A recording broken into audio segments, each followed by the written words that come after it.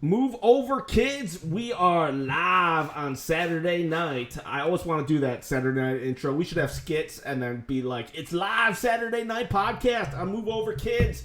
Today we've got a special guest. Not that David's not special, but he's up there. He is. We've got a special guest. Where's my mouse? There he is. Okay, this is Bandana Gamer. If you like bandanas or games, go check out Bandana Gamer at Bandana Gamers on YouTube. And then we've got David. David is a true soldier today, coming on without AC. No air conditioning. And you're like, oh yeah, big deal. That is a big deal. I'm in Texas, and let me tell you something. You don't have air conditioning, you might as well. I mean, it's like not having heat in the wintertime in Alaska. You need air conditioning. So thank you for joining us. EPS 5000, what's up in the chat? Let's get right into it. Move over, kids. It's the live kids. That's from Joe. I want to talk about my Smash Brothers run last night, but before we do that, let's talk some Super Mario Maker 2. Because this game, it's almost like I forgot that it's coming out. It's almost like kind of flying under the radar, which is kind of silly, being that this game is... If the Wii U had a killer app, it was this game. And this game is going to just take over Twitch. Watch. Fortnite better watch out for at least like 2 weeks.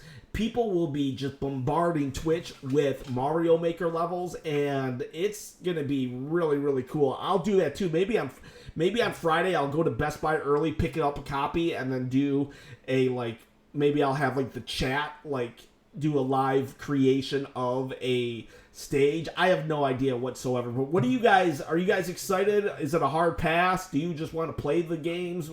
How about you, Bandana Gamer? Are you excited for Mario Maker 2? Well, I'm generally excited for anything that involves the words Nintendo and Mario. That's true. I skipped Mario Maker on the Wii U, or I have it, but I've never touched it.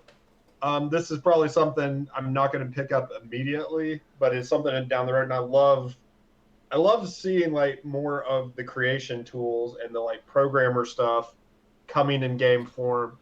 I'm really hoping at some point in time we get a Zelda Maker. Oh, Zelda Maker would be insane. I know there is some viral video out there of somebody who made a Zelda Maker. It's basically Zelda Maker for the Zelda #1, the NES version. But let me ask you, why are you not sold? Why haven't you drank the Mario Maker juice?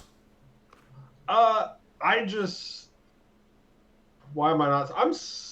I think it's a great concept. It's just not something that's super appealing to me. I've never been that much into doing game customization. I was never big on create a wrestler. I was never big on create a level in Doom's level editor. And so I like seeing what people can do. And this to me is really cool because it makes the ROM hacking scene a little more legitimate, because you have a lot of people that hack Super Mario World and create really challenging stuff. But in terms of me, I would rather look at what people are doing, give it a shot. So if I were to get it really quick, I would probably just be in it to play people's levels than create. And you wouldn't be alone there. A lot of people are like that, actually. They say they're not that interested in making the levels, but they're very interested in playing the levels. And you would be surprised, because when you don't have the higher ups of Nintendo telling you what to do, these fans really create some off the wall, crazy, kooky stuff, and it's really, really cool. What about you, David? You're a platforming fiend? Are you? Did you drink the juice? Is Mario Maker day one by? Yeah, definitely. I remember when it first came out for the Wii U 4 years ago. Now already. Right there behind your shoulder. Yeah. Somewhere, right somewhere, here. One of the shoulders. And I remember, the Wii U is very well known for being one of Nintendo's failures. But poor Wii U. Mario Maker just came out the woodworks, and people were streaming it. Twitch was blowing up with it. Everybody was playing it, and I loved seeing people create levels and then then continued to actually play their own levels and sometimes even fail. So Mario Maker was great, and I think it was just kind of like a left field game, and it ended up being like this phenomenon. So, and now with the Switch sales and the fact that the Switch is like the best selling thing for Nintendo, next to the Wii, I think that we're gonna see something really similar. But personally, me, I just like you, Bandana. I just play the game. I just play the levels that people make. A really cool thing is that you could follow people on there and then have like a live feed of their levels that were created. So I would follow people on YouTube that were kind of big, and I would be like, "Hey, I'm kind of playing PewDiePie's level right now, or I'm playing IGN's staff level right now." So, Cool. but yeah, I mean, I'm really excited. I'm actually gonna go to Target and buy it so that I can get that tin lunchbox. Whoa, wait a second. I didn't know about a tin lunchbox. Target has an exclusive? Yeah, if you go Friday, I believe. I don't know if you have to reserve it, but it comes with a lunch, kind of like reminiscent of those construction times in like the 1930s. Oh, no way! That's Yeah. cool. Yeah, so I'm definitely gonna get that on my lunch break. EPS says, what I didn't like about the first Mario Maker was that the items were unlocked over time. I'd rather just have everything from the start. I'm kind of with them there. I feel I get why they do that. It does give you somewhat of a sense of accomplishment. However, in this one, I say it's Mario Maker. Just give us everything. We're doing all the work anyways. Not that the work that went into making a game of this caliber was easy to do. No way. In fact, I thought maybe Mario Maker kind of killed the 2D Mario for Nintendo. If you think about it, like I guess they did release Wii U Deluxe on the Switch, but it just seems like there's nothing left that can be done once you do Mario Maker. You can never you can never release another 2D game. You know what I mean? On the design tools now, like you're right. You really have. I mean, to me, it's the evolution. It's not killing it. It's just we did New Super Mario Brothers, and now the next level of that series is Super Mario Maker. Though I did think it was really weird they released the Wii U game. Well, they were smart though. They released it in January before they said anything about Mario Maker 2. Yeah, that is smart. I'm really pumped and glad that they did handheld mode. There's a version where you can do that. Unfortunately, you can't stream that, so it'll be a learning curve because I want to stream myself making one.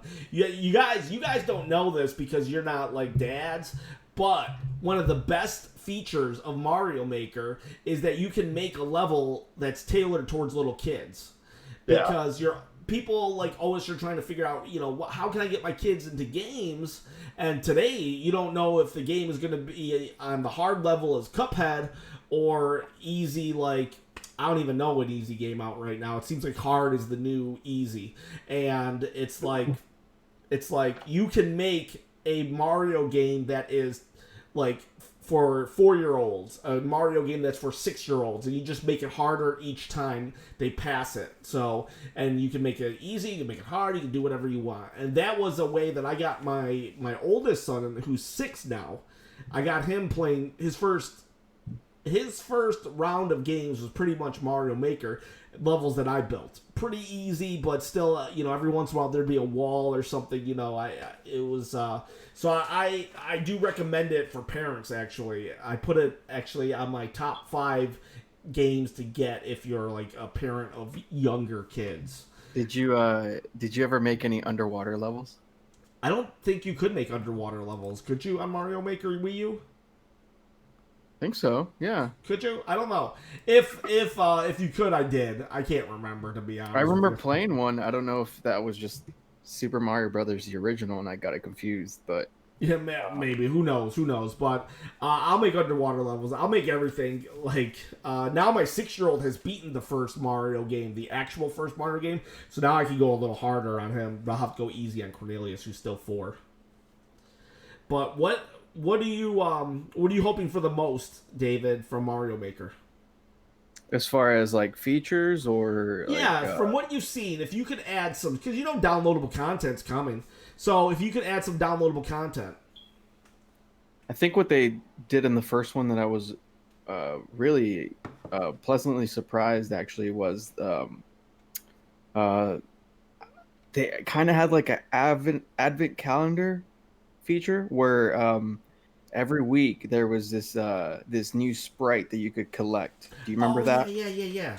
Yeah, yeah, and they actually included people from other franchises. I think there was like a Mega Man sprite, and I think that there was even something from like Japanese folklore, like festivals that they were having that week. Don't judge me, but I know Hello Kitty was one of them. It was, Right. and it was only for like a very limited time. Yeah, Sanrio is obviously Japanese and it's very popular. And it makes sense. Sanrio is the company that created Hello Kitty Oh, and okay. I was like Sanrio, like yeah, uh, go Gudetama, and Santeria. uh, they have a show on Netflix called Agretsuku or something like that. Anyway, super big, super popular, but yeah, you had these little tie-ins. My point is that I hope that Super Mario Maker 2 expands on this, and with Nintendo Online, I hope that it just makes it even more seamless and better, and just engages people to keep coming back, because I know that there's going to be this wave of um, YouTubers that are going to be playing hard levels to just kind of be with the times. I know a no, notorious YouTuber. His name is Dashi Games, and he's like 5 million subscribers deep. But every Saturday morning, he has his fans send him levels, and he plays them, and he rages Ooh. on screen. So that's Maybe I something that should. you. He's 5 million. Can I steal that idea? Am I allowed to steal an idea from like 5 million? It's like I mean, I'm pretty sure a lot of people steal ideas nowadays, right? So. speaking of which, side note, I did a video that I was like, I wasn't necessarily accused of plagiarism, but I was like kind of like, hey, this video is very similar to something. So I actually was accused of that recently, and thankfully, I talked to the person.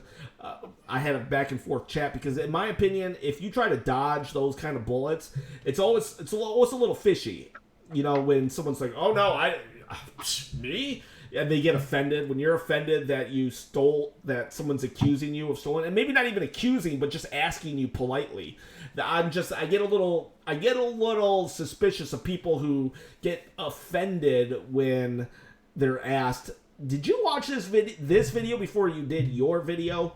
It was my Zelda theory. I actually got most of that theory off of some guy online, and I asked him permission if I could use it. So I didn't say that. I actually did say it in the video, but I cut that scene because I went off on a tangent like I usually do, and I was like, dang it, I wasn't able to actually. So just FYI, everybody out there, I did like take. The idea came from someone on Facebook, but I actually asked him for permission, and he said yeah, and he didn't even care that I didn't give him. I think he thought it was weird, actually, because when I approached him, he was just like, yeah, dude, whatever. But I'm big into not, like, you know what? If it's your idea, it's your idea, man. I don't want any hard feelings. I mean, Bandana Gamer, he even asked me recently, did you do an XCM Verge unboxing? I'm like, dude, content's content. Do it. Do it to it. But back to Mario Maker, I got a question. So, because you could put the amiibo and have a character, does that mean Waluigi technically has been in a mainstream game as a playable character? I mean, you could be Waluigi in Mario Maker. Does that count? Can we count that? Hashtag justice for Waluigi? I think that's a step in the right direction, man. Okay. He has an amiibo. That's progress. That's progress. Mean, he got an amiibo before Ridley. Yeah. I'm gonna say progress, but still not legitimacy. One step forward, two step back. Yeah, I need a Waluigi land. Yeah, well, I would love Where's Wario? Just do, or Waluigi's Mansion. Just do everything that Luigi had, but with Waluigi, And Waluigi's Mansion isn't like haunted, it's just like staffed really nicely. And so he just has to make everybody angry and ruin their lives or something. Nice. Now, see, I want Wario Land for the Virtual Boy 2, Waluigi Land. I want a Waluigi game that's all red, and you can only play it in the Amiibo, or not the Amiibo, the Labo. The Labo, yes. Labo virtual reality headset. That I think Yes. needs to happen. Have you has anybody done Labo yet? VR? Not Uh, the, I Not the did VR. it for Breath of the Wild, and I'll say this, like, a lot of people were all like, oh, this is just... They did their 10-minute and 3-second videos so they can get, the second ad revenue. I wish I knew how to do that, because I would totally do 2 ads, but, so don't think that I'm some, like, hero of the people. Like, I would totally do it if I could figure out how. But... I mean, I guess I could figure out how. I'm just too lazy, so I'm just like, just watch one ad, people. But anyways, a lot of people were all like making fun of Breath of the Wild in VR, and I'm like, dude, guys, this wasn't even a concept. What it reminds me of is almost, I will say this, I fought a Guardian in VR, and that was intense. That was crazy intense. Would I want to play the entire game? No, because it's almost... It reminds me, it's very reminiscent of the 3DS, actually, 3D. Now imagine that right in your face. Yeah. I don't know about you guys, but I pretty much turned off the 3DS function every single time I played. Did you guys play 3DS with 3DS, or did you? Go ahead. No, I was just gonna say, Ken, did you really play a substantial amount of Breath of the Wild with the VR set? I played it. Yeah, I played it a decent amount. Wow. And, So you can essentially play from start to finish in VR. yeah, pretty much. Wow, that's actually, because we were speculating. Remember when the news broke? Yeah. We were speculating if it would just be like a segment, or if you would actually be able to do start and finish. Now I can envision like speedrunners playing the game from start to finish with the VR set for no reason, right? It adds no speed, like manipulation in any way. So. I should try to go fight Calamity Ganon on because I have a save file where I think I can do that. But yeah, I started the game in VR and I played a little bit, and then I jumped to an old save file where I was just like right up next to a Lionel. And those things, they beat the snot out of me when I wasn't like in VR. So I just ran away, and I just glided right into a den of guardians, and it was just like I was seriously like, oh my gosh, it was really cool, but it does get old pretty quick as well. So how did the perspective feel? Did the things feel like they were giant, or did you? They felt like they were giant. Now it also disclaimer: I've never did Oculus. I never did PlayStation. So this was my literal first experience with VR, other than 5 minutes with the Virtual Boy in 1994. You know what I mean? So I think that makes you a seasoned pro with VR, personally. Huh? I mean, the Virtual Boy is just one of the greatest consoles ever made. I'm gonna have to take your word for that one. I've tried to get a Virtual Boy over the years, but I've never been able to get one. I'm assuming EPS is asking, you hear a fart sound? That's my chair. I'm on a chair, and it's like, see, I can.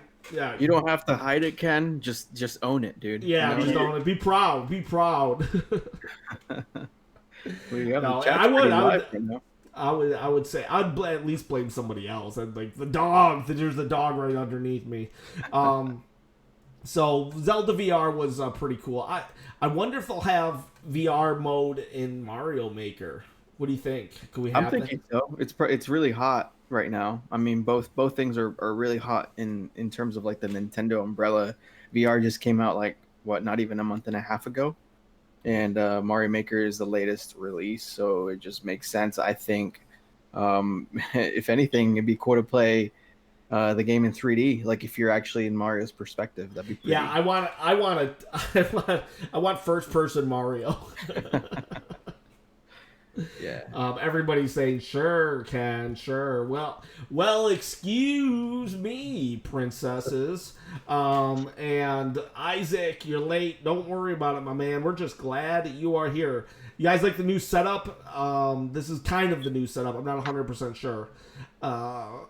I finally got my office back from the flood that I experienced 2 years ago, and it's slowly coming about.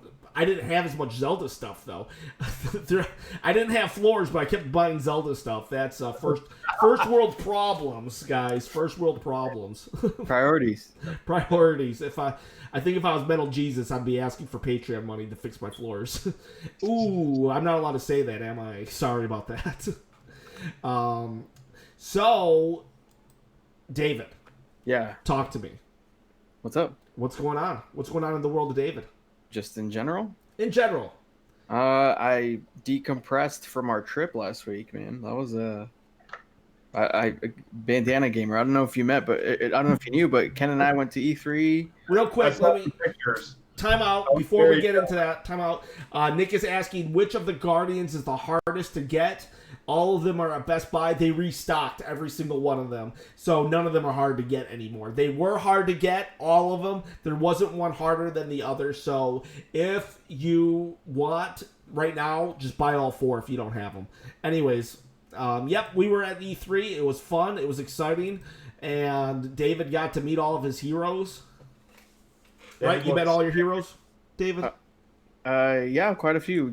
Bandana, what did you ask? I'm sorry. I said you looked sick in the Crash Bandicoot card. Thanks, man. I appreciate it. That was actually the very first thing we did, right? As soon as we came in, day one. Yeah. Man, it's just a whirlwind. Just trying to think back a week ago, we did a lot in 3 days. We drove a lot. We covered a lot of ground, but I'm sorry. Who'd you meet? As far as like YouTube personalities, I met What's Good Games, which Paradox, is, what's up? Which is like Blonde Nerd and Christine Steimer from IGN. I met 5 of the 9 Easy Allies, which is these guys are like the X Game Trailers guys that formed their own thing now on YouTube. Mm-hmm. I met Jeff Keighley. Ken met Doug Bowser. Yeah, it was a real quick interaction. I would hardly say I met him, but I did get to shake his hand. So he was right. He was in a huge hurry, and I wasn't offended or anything. I wasn't like, he didn't talk to me. Like, no, the dude was in a hurry. His bodyguard was about to snap my neck, and he still shook my hand. Right. I don't know if you're familiar with Kit and Krista Bandana. They're the people on YouTube's actual main YouTube channel. Nintendo Nintendo's YouTube channel where they do like the Let's Plays and the vlogs and whatnot. I just ran into them. And so there was a lot of, Boogie was there. Ken met and I met Boogie. I did get to meet Boogie, and that's the one that I talked to. I was able to have 3 paragraphs worth of conversation with them. Again, I didn't want to take up too much of their time. Unfortunately, no one recognized me except for David, and he didn't want a picture with me. Social Games, what's up, my man? Long time no see. We've missed you on Friday nights, but thankfully you're here right now. But it was a success, man, and I do suggest that you make the effort to go just once.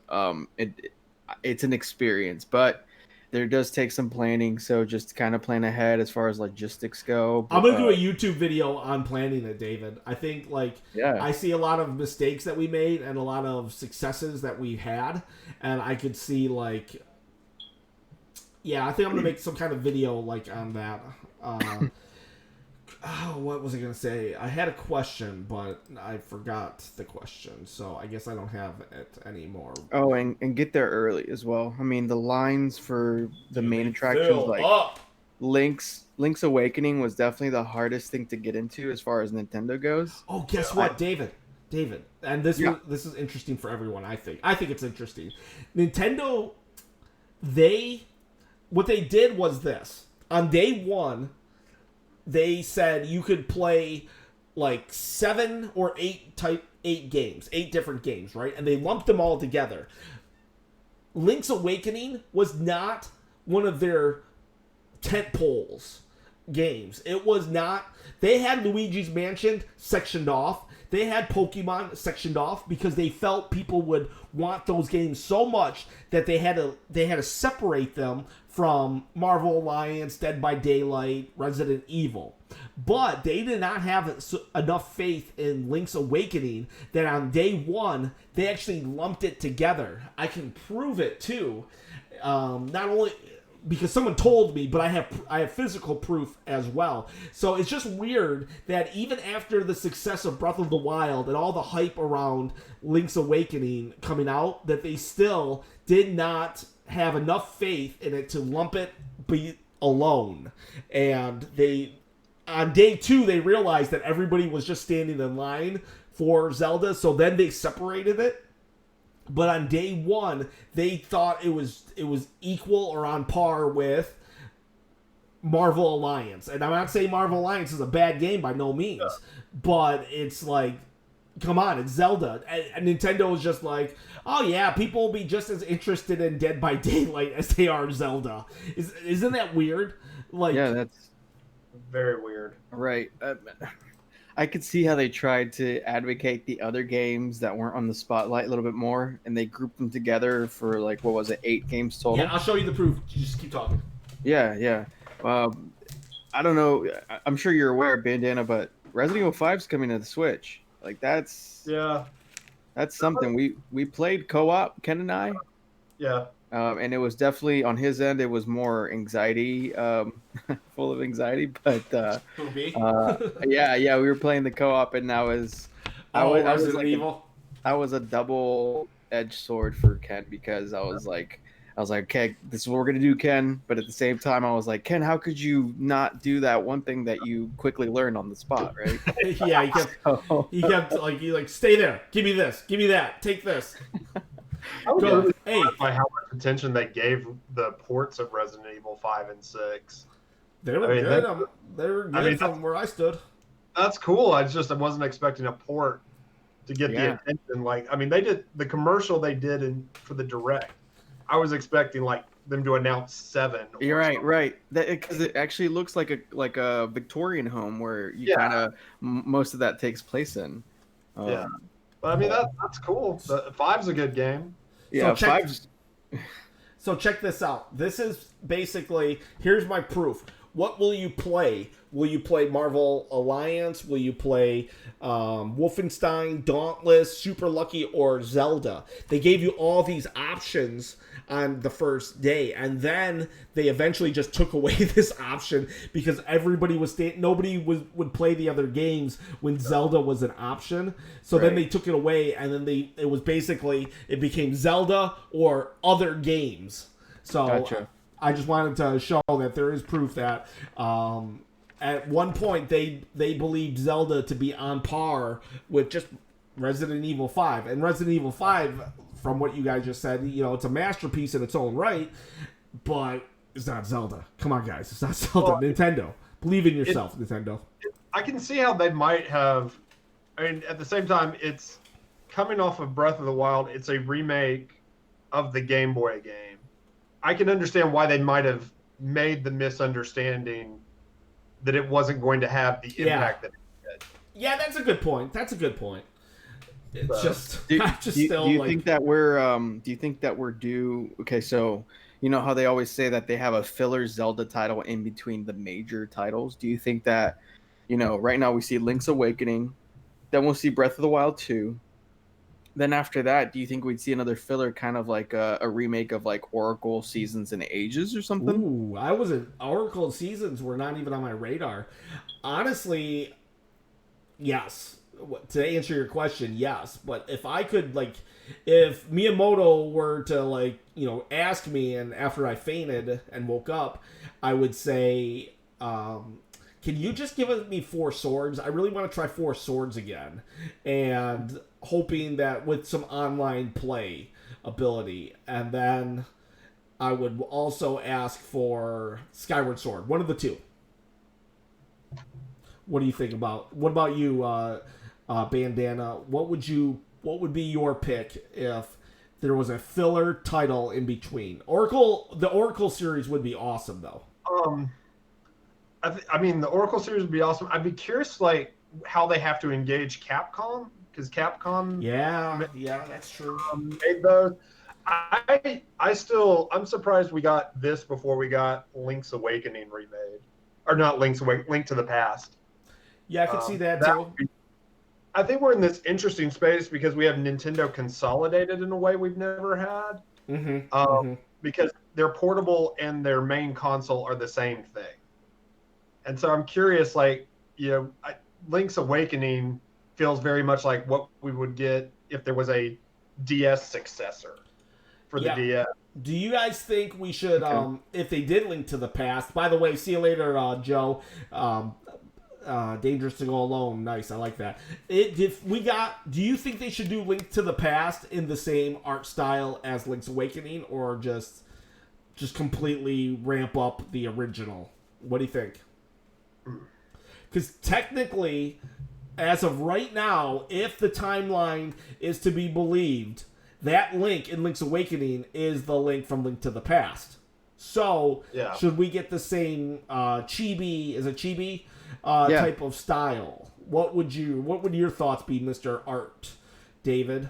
Well, I think more of that art style would not be a bad thing, and I don't think it would be a one shot.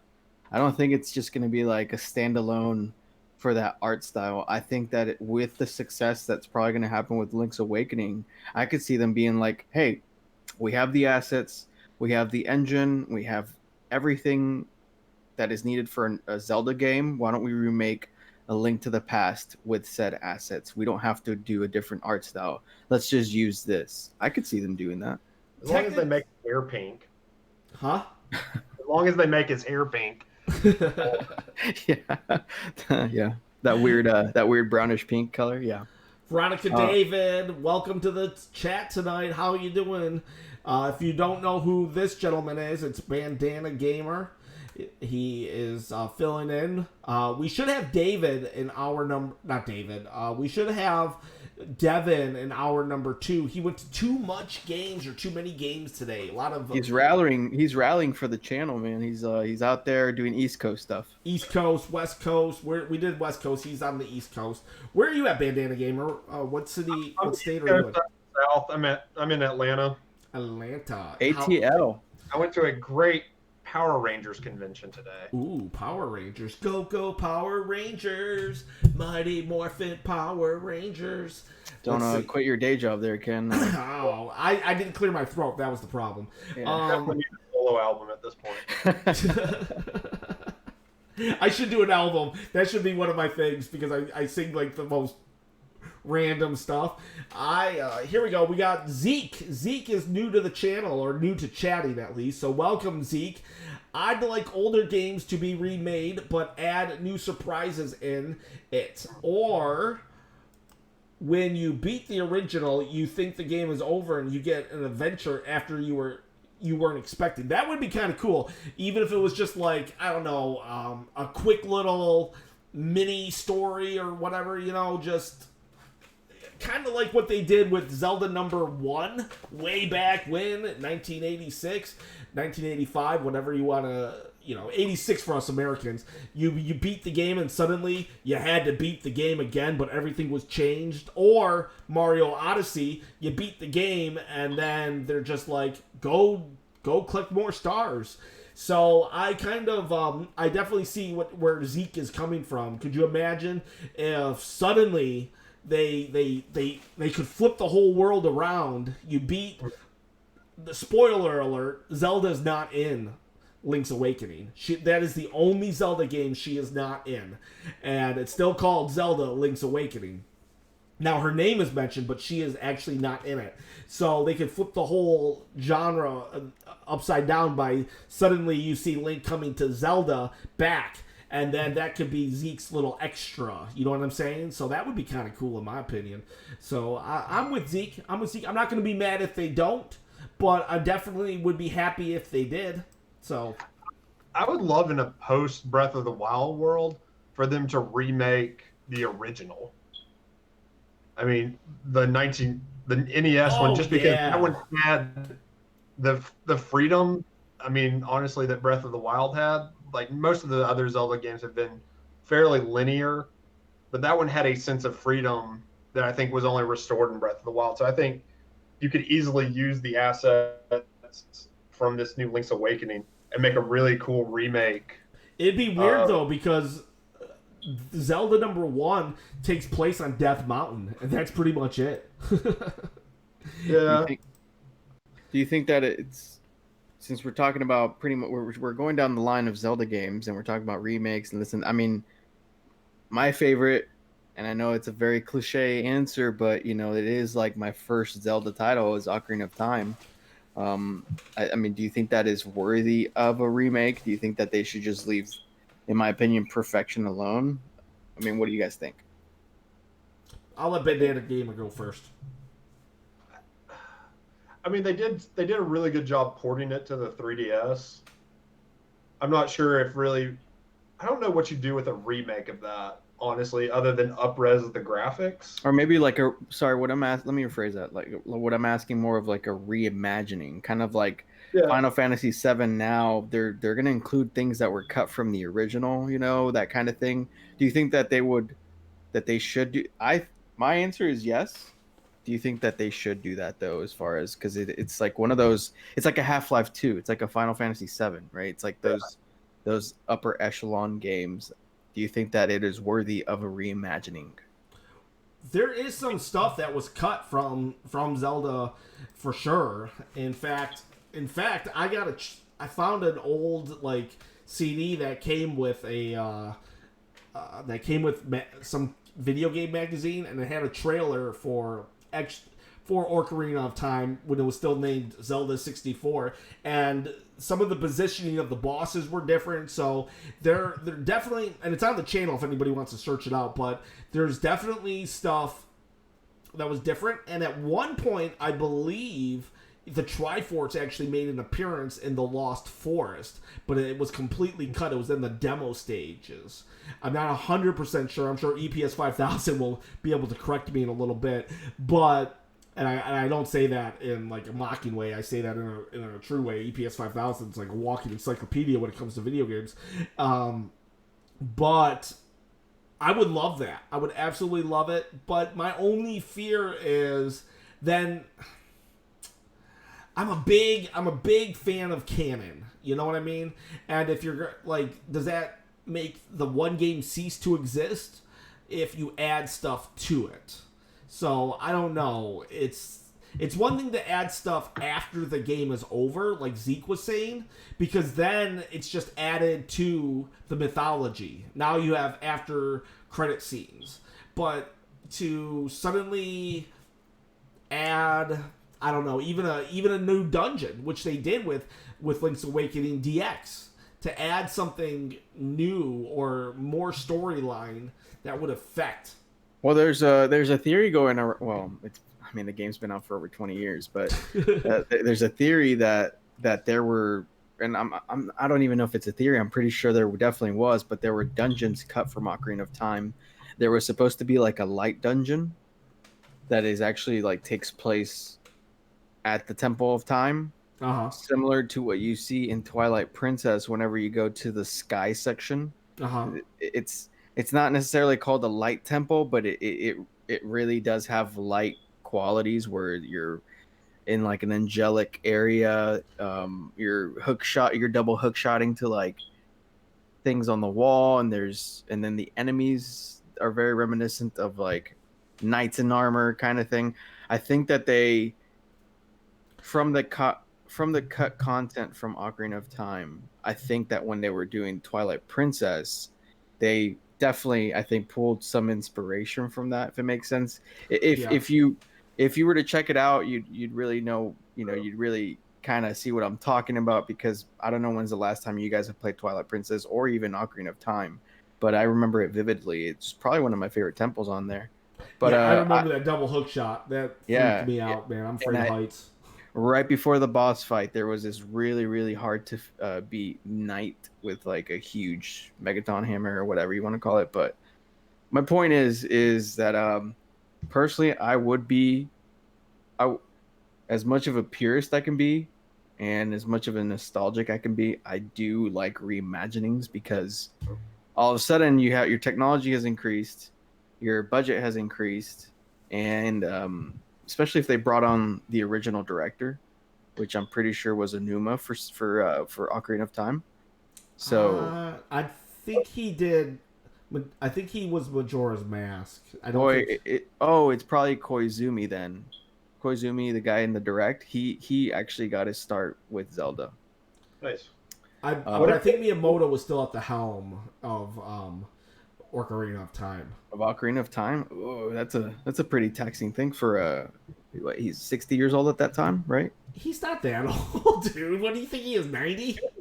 He's up there, man. I'm pretty sure he's like in his not. mid 70s. He'd be 40 or 50 at that point. Where's William when we need him?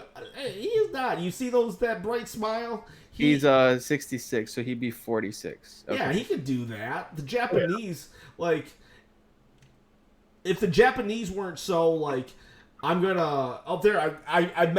You mention his name and he appears. Like, I'm sorry, guys. That's all right. We know your schedule's all a little wonky. I literally said, "Where's David where's William when you need him?" Because I had it because I was like, "How old is Miyamoto?" And everybody, this is William. He's joining us. Just get yourself grounded.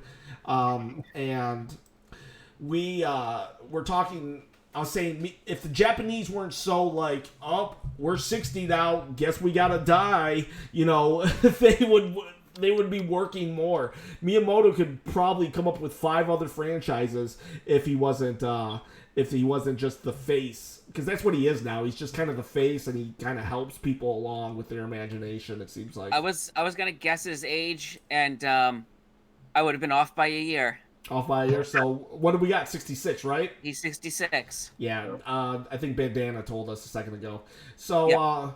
William, well, we were talking about Zelda. What else? We were talking, would you like a reimagining of Zelda Ocarina of Time, or do you think that we should go to something else first? I wouldn't mind seeing, instead of a remaster like we got on the 3DS, just a brand new, just rebuild it from scratch. So a remake, basically. Yeah, just a remake. Just make it from scratch. Add the newer graphics to it. I don't know if I'd go with like brand new gameplay for it. Like keep the original gameplay, or at least as close to it as you could get. I can update on the factoid, Ken, if you want. The director for the game, there was actually 3 at the time. Okay. So Yoshiaki Koizumi, I was correct on that part. The guy that is he directed Odyssey, but he was just in the direct that happened. Okay. He was kind of like the protege director, but it was under Eiji Onuma. And then another guy named Yoichi Yamada, which I'm not too familiar with him. So the reins have been passed by then. Right. So Enuma, I do feel like that was his like first like tentpole project for him. So, but it looks like it was spearheaded by 3 guys. So, Miyamoto was all over that though. Oh, I'm sure. I mean, it says here that he was like director of operations for the game. So I'm pretty sure he was doing a lot of managing. But as far as like in the trenches kind of thing, I feel like Enuma and Koizumi. Hey, EPS agrees with me, actually. He recalls early footage of Ocarina of Time beta. The Triforce was seen. So, it's weird. People just assume that the Triforce is in the Zelda games, but sometimes they don't even appear. The imagery of the Triforce is like a tangible Triforce. Tangible. Like, oh, yeah. I am holding a piece of triangle. Yeah. I think it's still in the game, but you just have to go through hacking means to be able to get to it. I've seen some like the videos that say this is the beta or this is cut content or hidden in the code videos, and and they do show the assets for the Triforce, which is pretty neat. Yeah, I bet the Triforce is always like gonna be in it, and then just suddenly it's not. Hey, William, earlier we were talking about Super Mario Maker. Is that a day one buy for you? I have to hold off on it for now. Holding off on it? I gotta save some money. Were you a big fan of the Wii U version? I really liked it. I mostly played other people's stuff. I didn't make a whole lot of levels for it. Yeah, that's what it seems like the consensus was on the cast. Just play other people's levels, enjoy it, and that's pretty much it. And is Target? Do you know what's happening with their pre-order? Because you're affiliated with Target, so David said there's a lunchbox pre-order. Do you know anything about that? Possibly. I know there were lunch boxes in the back, but I didn't see what they were for. Okay, so then it looks like we are somewhat confirming the lunchbox, the lunch pails. That's I should have looked to see what it was. It was in. We have 3 locked rooms for There's like 1 locked room just for electronics, and then there's a locked room for electronics and entertainment, some side stuff, and then my entertainment room. And they were in the electronics room, not in my room. And I didn't look to see what they were. They were greenish or goldish in color. All right. So Luigi and yellow is the color of Mario Maker. I'm going on vacation tomorrow. Is the 3DS version of Mario Maker worth picking up since it's $20? I would say right now, just don't. Just throw that $20 onto Mario Maker 2. Then you're getting a $40. Then it costs $40 for you, because Mario Maker, from what I understand, to play other people's levels, you have to kind of link up with somebody locally, and it doesn't have that online capability that the Wii U and the Switch will have. Okay. You could say the Wii U's online capabilities is superior, being that it's free and everybody gets it. So, I just looked it up. Yeah, it's yellowish in color. So yeah, that matches what I was looking at. And Paradox is saying absolutely not. Don't get the 3DS one. So if I have yet to play it, but if from my understanding and what Paradox is saying, I would say just pass. Throw that $20 on the 3D on the Switch version. Cool. Okay, so what else has been happening? Oh, I wanted to bring up a quick little thing. Just switching gears. We'll talk about it super quick.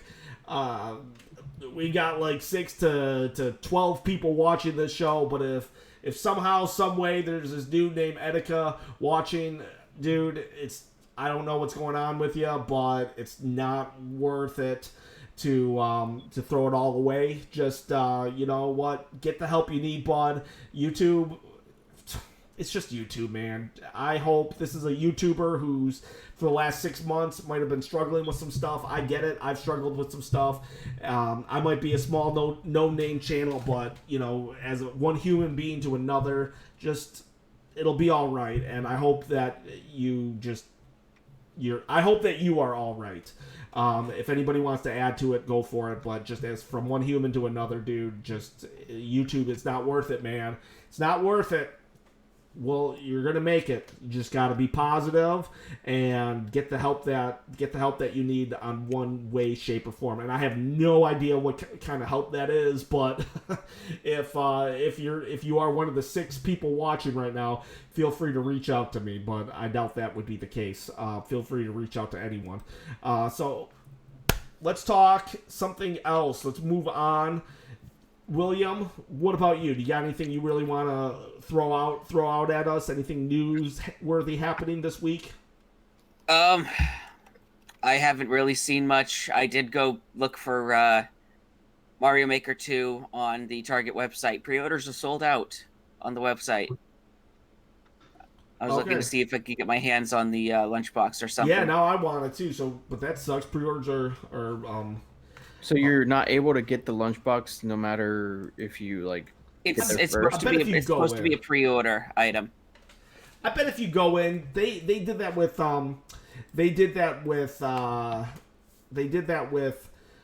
Splatoon.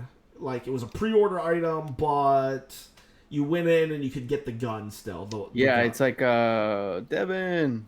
What is up, Devin man? in the I've made it. house. Devin, what's up? I think we still got your thumbnail. Up there you Man, are. we got a full made it. house here. Look at this. full you made it. house. Yes. Exciting was not finish. Dude, I was not expecting to. Yeah. Holy. Okay. It's gonna be So- confusing when Bandana Gamer and you with your hat. We won't know who's who. You guys got the same kind of beard. Beards, man. And you look at certain angles. You look like you just bleed into your shirt with your beard too. So Devin, you were at too many games today. Why don't you tell us your experience? Yeah. So yeah, I was at the Too Many Games. But before you wait, before you do, I just want to say, what's up, 60 Formula? What is up? I always give him a shout out. He's a cool dude. If anybody likes dogs, go watch 60 Formula's channels. Okay, so let's see what you got for us, Devin. All right. So yeah, I was at continuing on. I was at the Too Many Games convention in Philadelphia earlier today. I'm just trying to get the merch that I got up. Look at him. He's like a loot goblin, people. And so, long story short, obviously, I was plugging the channel, trying to get the word out. I actually saw a couple people that are on Spawncast's thing. Oh yeah, yeah. I don't exactly remember who they are, but I know I've seen them on the channel before. If it was Dreamcast guy, he won't come back. So Nah, whatever. But anyway, so Limited Run Games was there. I was actually kind of surprised about, okay. and I ended up picking up the Iconoclast. Oh, is that what you say? I've been calling it Iron Class. Iconoclast. What do you know? What type of game that is? To be honest, I heard somebody saying it as a Metroidvania. Oh, okay. Seems like Metroidvania is like the in style right now. Yeah, I'm noticing that the box I have is a little crinkled, and it could have been in my back because of my backpack. Oh well, probably gonna open that one up anyway. And then I picked up this board game for a ancient. Oh, nice. That's Seventh awesome. guess. I never expected this to see this. I used to love this game, so I'm very excited. To I be like able the to play artwork. Okay, There's one so more what thing. else? What type of convention was this? Too Many Games. It brought out a lot of YouTubers, so like this was like a big deal, right? How many like? Do you know? I think it's one of the oldest video game conventions on the East Coast. Oh, okay, I get it. Yeah, it was definitely. I've to be honest, I've never really heard about it past like what's it called, Facebook. And then my friend of mine just decided to invite me. So yeah, you know what, I'm going. You gotta I've never go been and to spend the money. Longest running convention in the Philadelphia area. Okay. This is the other thing that I was looking for. I found this cool. It was like a cleaning cloth that tucks inside of this little pouch. Whoa, Meta Knight. Has a Meta Knight in the back. Oh. Yeah, David, I was trying to say. I know, man. I regret it now. But Look at it's that. got this Kirby print all over it. It's really Cool. neat, very nice cleaning cloth. And I wanted to give some shout out to its Studio Kitsu. That's their company. They seem to Yeah. have some pretty cool items. So, Is this a 3-day convention? yeah, it's 3-day. Are you going back later? No, Oh man. I was good for the one. Never No worries, hesitate. no worries. Never hesitate. Dude. I was about to just drop dollars in there. So much good stuff. Yeah. I I saw the slime wall that was there. A bunch of slimes from Dragon Quest. Yep. It was a lot of fun. I was about to do some trades of the limited run games that I have, but I was considering it until I realized I'm like, no, I probably shouldn't do that. This guy wanted to trade Night Trap, Curse of the Moon, and I think it was Flint Hook for an open Link Between Worlds 3DS console. I thought that was a little too much. Yeah, Flint Hook is a nice get at this point. So I don't know. I thought that was too much. And then there was another thing. A guy had the ukulele N64 copy. It was sealed. I was like, that looks cool. So he had it for $90. I wanted to trade it, And then again, he wanted all 4 of these games for that. I'm like, no, man, like, no, Yeah, you're not gonna try to rip me off like that. Yeah, that's a tough one. So that 3DS really did pick up, man. I remember when that came out, what, 5 years ago? That gold and black one at the bottom. Yeah, it had black on the bottom and then the gold on the top, and it I had love the that triforce, 3DS. like, inverted. Can you have that? Oh yeah. And it just goes to show. It just goes to show, going to a convention like this, I take a picture of every Zelda item I lay my eyes on. He's like, got it. Yeah, I was like, you can buy that at Kmart. What's up, Ken? One of your things you were like pretty excited about it, and I felt bad after I said it because I felt like a snob. I was like, yeah, you can get that at Kmart. I don't know, man. I just no, I'm like a unique that piece. was. Honestly, those go for a lot of money now. It's just I was trying to convey that they were available. The reason why I said Kmart because I have one with a price tag that's from Kmart, and that's why I knew it was Kmart. Like, okay. But after I said it, I felt like such a snob that I was like, I'm just gonna let that one slide and not say anything. So if I came across like a jerk, I no apologize. worries, dude. No worries. But yeah, I almost had you pick me up that that pack of cards. Oh yeah, yeah. That was cool. Ken, that was the other thing. I didn't get to take a picture of this one. It was like a vinyl. It looked like it was made of vinyl, either vinyl or plastic. It was a wallet that had like that old ugly Link on it, as you call it. Really? And it was in package, but the guy wanted like $400 for it. Oh, dang. Okay, never mind. I've been looking for that thing actually for years in package. Figured. But $400 I would not pay. But the package was wrecked. It wrecked. Or all of those games you had to trade. Yeah. Oh, yeah. I would trade a lot for it, though. I would trade a lot, but $400, like, for me to fund this crazy collection, I can't. I have to set rules and boundaries for myself, and $400 for that is way too much. Way too much. He's basing it off of a previous eBay seller who sold one in the last 2 years. And, oh yeah, no, that's exactly what he was doing. I asked. Yep. So I can tell. And the last thing I wanted to bring up, now there was this game that I got to try out that it's I guess still under development. It's called Boom You Win. I wanted to give a shout out to this guy because it's kickinradgames.com. Kickinradgames.com. You can download the demo. It's really simple concept. It's a side scrolling you see it's a map kind of like a Smash Bros map in a way, and it's like a game of hot potato. There's 4 players and you all fight over the possession of a time bomb. And the longer time you hold on to it, the more points you get. But the problem is you have to throw it and get it away from yourself before it explodes. And you can kill the other players and stuff like that. So basically, the whole point is to hold it for the longest time and not get blown up. But it's really simple, but it was a really cool game. Which type of game is it? What's up? Video game, card game, board game? It was a video game. Sorry, I did. Okay. That sounded because cool. I was just thinking that could be interesting as a card game. I thought so too. But this game, it sounds really simple, but it was actually a lot of fun. Hang on 1 second. Yes, Paradox, I am reading the chat. I just wanted to let Devin get his words out and everything. I'm going to be getting a physical of Mario Maker 2. What I'm really trying to do is get the Great Britain version so I can get the Steelbook. But right now I failed to get Mario Maker. So right now I have Mario Maker on lock at Best Buy, but I kind of want that lunchbox, but the lunchbox is sold out, so now I'm just conflicted. So my thing, I want the with the stylus. I heard that the game is fantastic, but without that stylus, trying to play with the actual tablet, it's hard to do.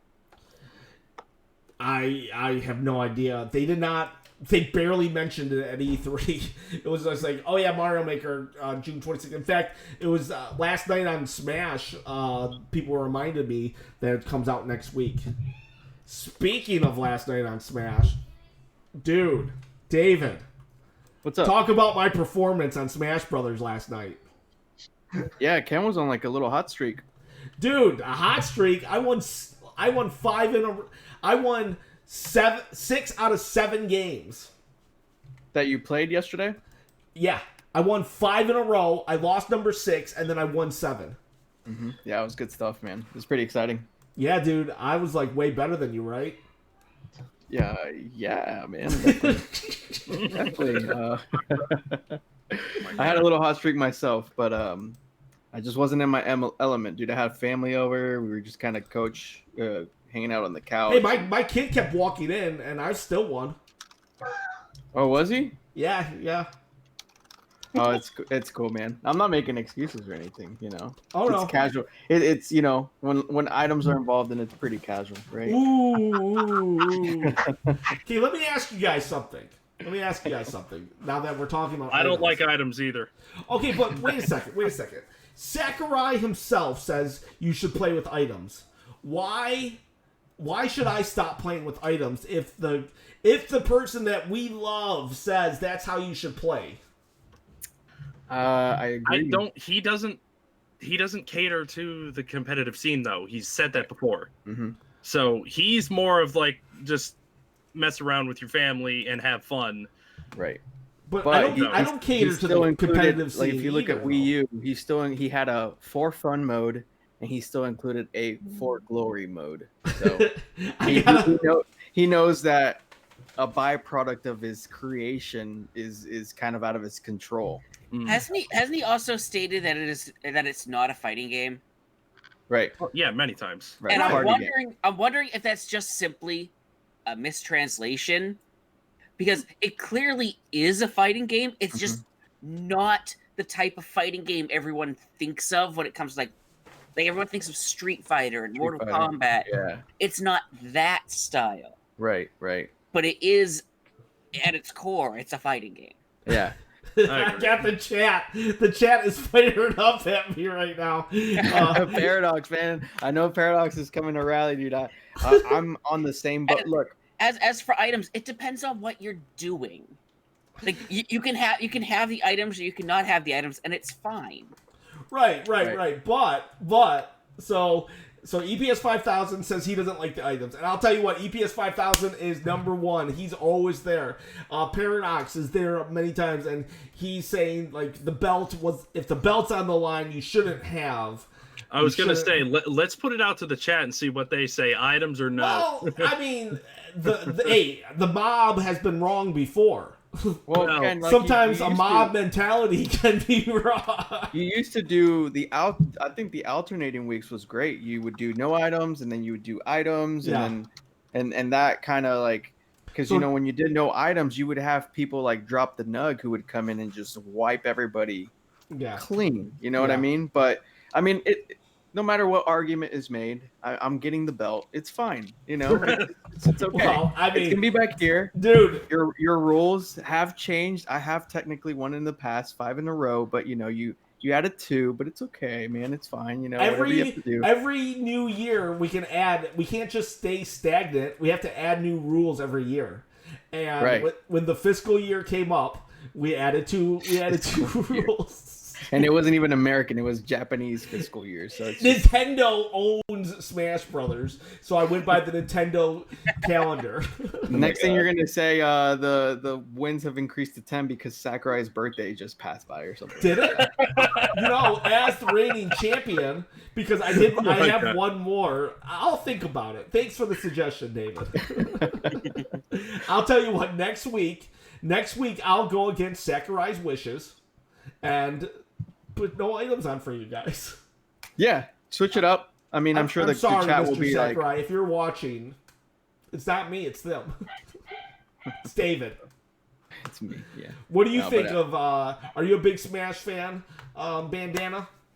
I'm trying to be. I'm nowhere near the level you guys are. I think items deserves another belt. I'm thinking of this like in WWE terms. Oh, okay. Like idol, and the no items is the purest game. Yeah. Okay, so heavyweight. Real people who can win without items. Heavyweight belt and intercontinental. What's that? Heavyweight and intercontinental, 2 belts.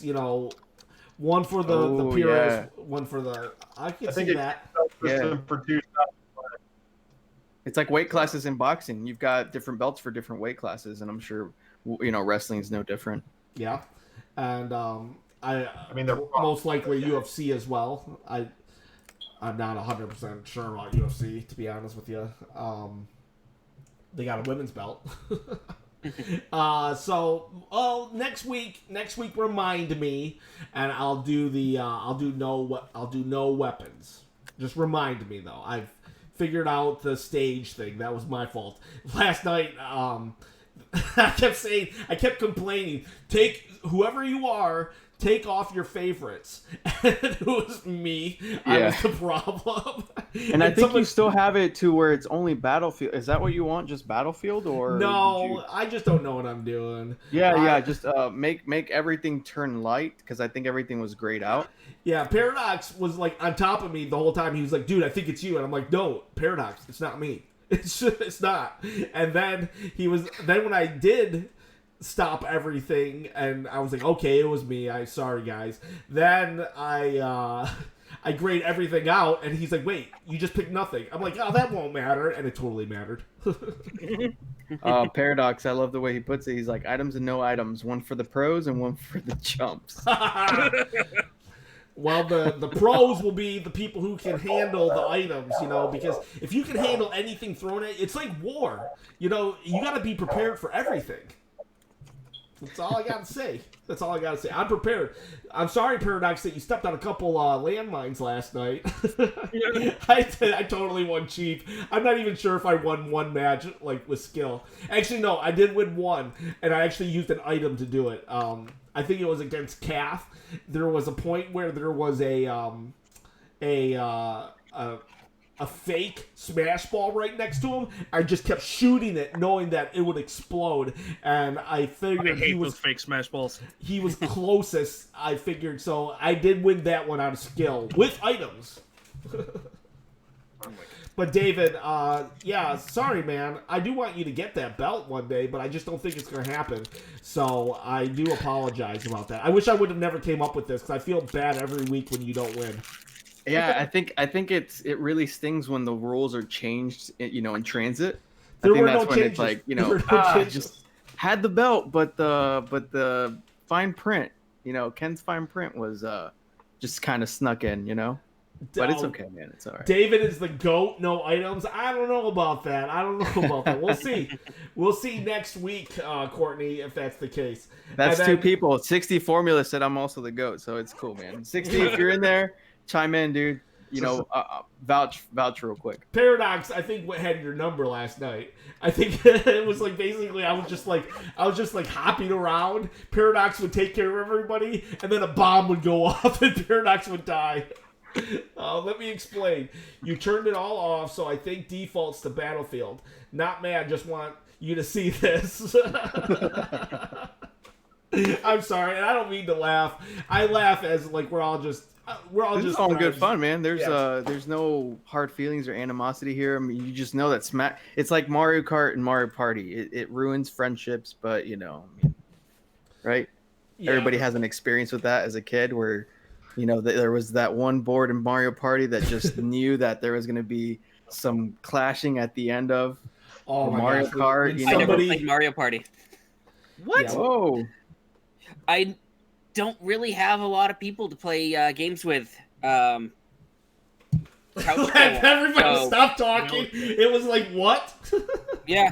I didn't have really many people to play the games with, so I didn't play them. Okay, I mean, you know what? I mean, the games are more fun with other people. I remember playing Mario Party 2 with 5 people at one time, I believe, or 4 people. I don't know. Yeah, I never bothered picking the games up. Yeah, valid point.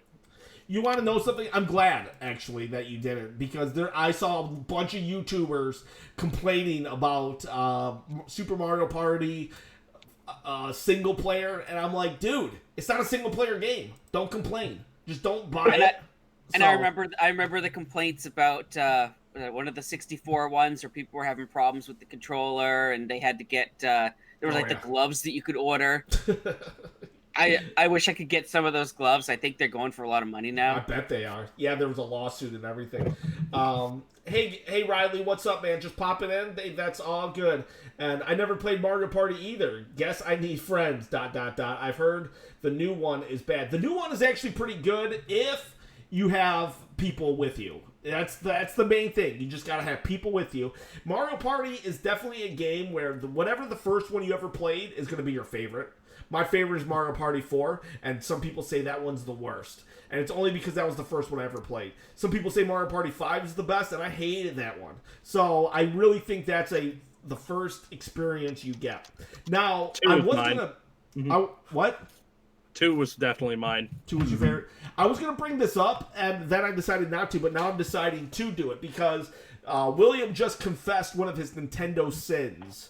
He hasn't played Mario Party. So what are some Nintendo sins that you guys have committed? I've asked this in the past. I would say mine is not really ever playing a Kirby game, other than more than 10 minutes. I have another one, too. Ooh, we'll get you at the end since you started it. Devin, Right. Can you do a Nintendo sin? Well, I never beat an Ocarina of Time until I played it on the 3DS. So you beat it on 3DS. I would say you rectified your situation. It's like you turned yourself in and you were arrested, and then you did your time. You got anything else? Great analogy, man. Close enough. All right. What about you, Bandana Gamer? Well, those were actually two of mine. I've never actually played a Mario Party. Like, I've never even turned it on in the console. Yeah. And I didn't beat Zelda till... I don't have an original sin. I just... So, He just copied. He just copied. That's your sin, copying ours. yeah. And then, 1 second real quick. I see a new person. Hey, Skidman and Dave. It's Steve. Oh, Steve Saints. What's up, my man? First time I checked into a live chat. Just wanted to say hello and see if you guys are back to normal. So we met, David and I, for you guys just joining us. We went to E3, and we were actually able to meet one of the subscribers, and that's Pesty3. Steve is his name, and dude was crazy awesome. He was like, I'm going to hook you up. I'm going to tell you how to get here and how to get here. I'm not going to tell you exactly how he got to certain places, but he was able to get in and out of locations. It was really cool, Pesty, Steve. And I don't know if you want to say, this dude just straight up gave David a game. It was amazing. Like, David, talk about that. Yeah, nicest guy. I walked up to him and I was like, wow, it's you, man. What's going on? And he's just like, hey, before I forget, got to give you this. I know you mentioned that you wanted the Super Mario Brothers anniversary collection on the Wii, the gold and red box. And he just handed it to me. It was sealed and everything. And I was like, wow, okay. Sealed? Yeah. It was because of you, Devin, because you had it up there, and then a week later we happened to be at E3, and the dude just like, and then and not only that. Now here's the weird thing. I don't mean that, Steve, if you're still here, I'm sorry to I don't want to embarrass you. Like, he kept saying, you gotta get these tacos, and then on the last day he had to leave early, and he just like, here's $20, go get those tacos, and we were like, no way, dude, we're not taking your money. And it was just like, this was just the nicest dude in the world. We did not take the money, and we should have, though, because we could have got those tacos. But could you imagine? Paradox is like, what? He gave you that? Yeah, he straight up. This guy was a straight up gem of a dude. David did not ask. There was no e-begging going on. The guy just, here, take it, and it was just, again, I don't want to embarrass Pesty 3, but if you're going to be that nice, I got to say something about it. Oh, and speaking of the game, it actually made a cameo on Easy Allies channel. They kind of, I made it into one of their episodes, and they're like, what's that in your hand? And I'm like, it's Super Mario Brothers collection for the Wii. And they're like, why do you have that? And I was like, friend gave it to me, and here we are. And he's like, "Sounds like your lucky day, man." It really was. It was the first day of E3, so. But yeah, also, well, speaking of that, I'm glad because you guys told me about this thing. I ended up getting it. Yes, man. And I was looking up that Zelda keychain to see how much that was. That Zelda keychain is going nuts. I was trying to get that too. Is it rising up? Oh, it's going nuts. It's hovering at the $70 mark. The Zelda keychain. I was lucky to get this at 10 bills. Yeah, man, I'm glad that it's going up because it's I mean we. Hey, tell them about the time we waited for like 3 real hours. quick. Riley's about to leave, and he says his sin was never playing a Pokemon game, not even a spin-off. He's never played, and I think he's going to play Gen 8, so that definitely is a Nintendo sin. And Paradox has his Nintendo sin prior to February, never played a Zelda game. Now, that's not just a Nintendo sin, that's a Move Over Kids sin. So I'm glad you've rectified it. Otherwise, I might have had to ban you from Friday Night Smash. Just kidding, just kidding. My cardinal sin is I've never played Majora's Mask. I've never beaten Majora's Mask. And that was just kind of expanding on. That just made my head hurt. Just expanding on Devin's thing because he didn't beat Ocarina of Time originally. Like, so Majora's Mask is probably it is in my top 3 of my favorite Zelda games. Mm-hmm. I love that game so much. Yeah. I can't say that I can say that's a pardonable offense. I'm sorry, Devin. Majora's Mask is just a weird game, and I'll tell you what. It is a weird game, but that's why I like it. And it's dark, right? I hated it. In 2000. 2000. It wasn't until the remake that I was able to really experience it. It's a great game. Great game. Also, I want to say, Steve, don't sell yourself short. Just because it was a double doesn't mean you could have traded it for something. And yeah, my mind's still in LA. I'm thinking of hot dogs from LA. Every day there's this hot dogs. Oh, here you go, man. I know you're gonna. So every day there's these people that were selling hot dogs, and they were selling them illegally because the cops would show up and they would have to leave.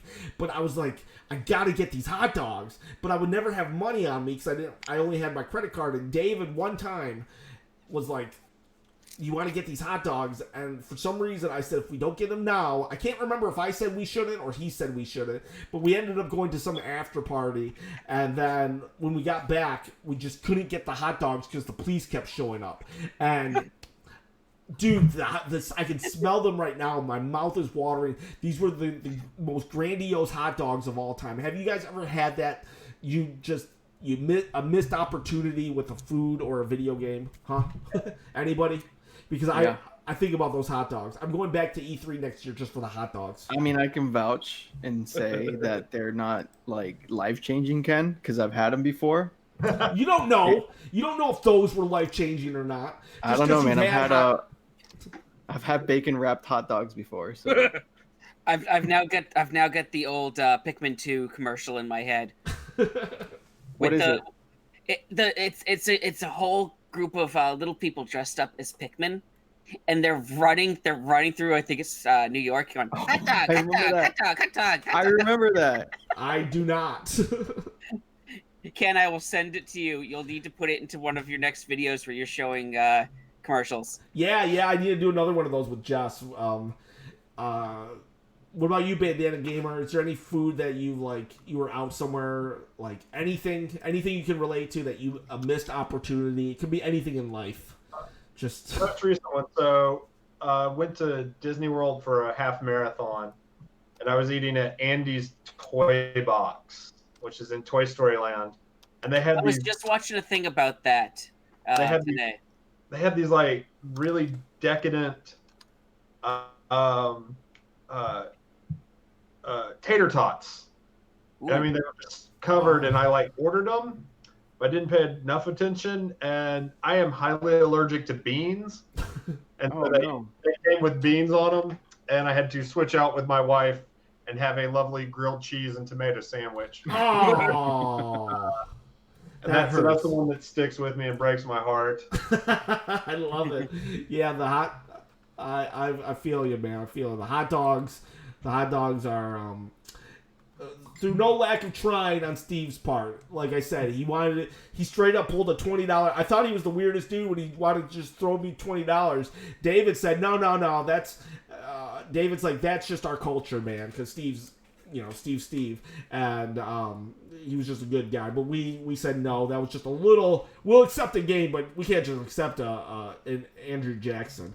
Chris Carlillo is on bacon wrapped hot dogs, so Mexican. Is that a Mexican thing, David? It is, man. It is. And as you can see, my mom's chiming in as well. She's saying hot dogs wrapped with bacon, topped with pico, and a splash of habanero salsa. Oh my gosh! You guys are doing nothing to quench this this regret that I have. Ken, We went from video games to food again. it's the natural succession, man. It's just the last time this happened, I had to make an emergency trip to Fuddruckers. we were talking about burgers, right? Yes. Nothing will be open by the time we get out of here. Yeah, so. I know. We don't do this on Saturday mornings anymore. Oh man. Man, that sounds really.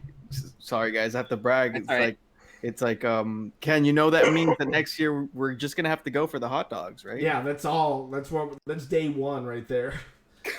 You're gonna spend like 2 hours just hanging out there, just kind of trying each hot dog. Forget 'Cause 3 there was hours. 4 ladies, right? Huh?